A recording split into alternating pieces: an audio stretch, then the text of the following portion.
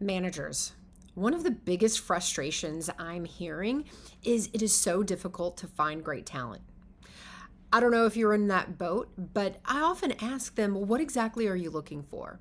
And then, they'll tell me, well, I'm looking for a salesperson or I'm looking for a sales manager.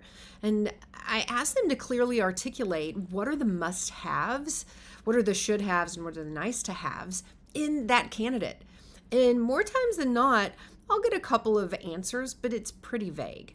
So here's the thing. You have to be able to clearly articulate, what are those attributes that you're looking for in an ideal candidate? Because then you can ask the right questions in order to figure out, is this person a good fit? Do they have the skills necessary? Are they hunters? Are they able to call a CEO if that's what the job calls for? Also, what experience do they have?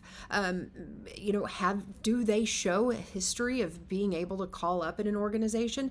What about navigating the difficulties of an organization and the many people that are involved in the buying decision these days? What attitudes do they need to have? Right? Do they have a growth mindset? And do you have questions figured out to determine whether or not they have that growth mindset?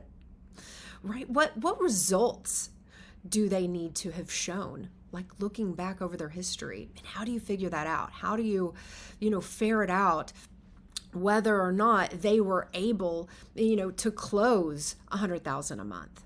What about the cognitive skills? So what are their problem solving abilities? Is that what the job calls for? So what specific cognitive skills do you need to test for, in your hiring process?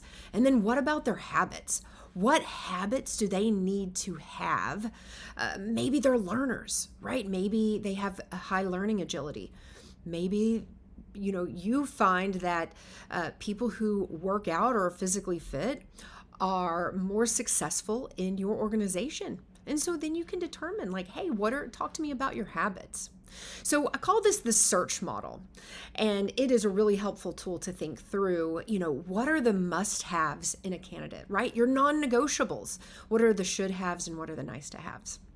If this is a tool you would like, reach out and we're happy to send it to you. So look, I know we all want to be in hiring mode, but take a step back, do some planning and thoughtfulness before, going out and interviewing your candidates. Make sure you've really identified who is going to be successful, what skills are needed, and the attributes you need for ultimate success in your organization. So remember, growth only happens on the other side of your comfort zone.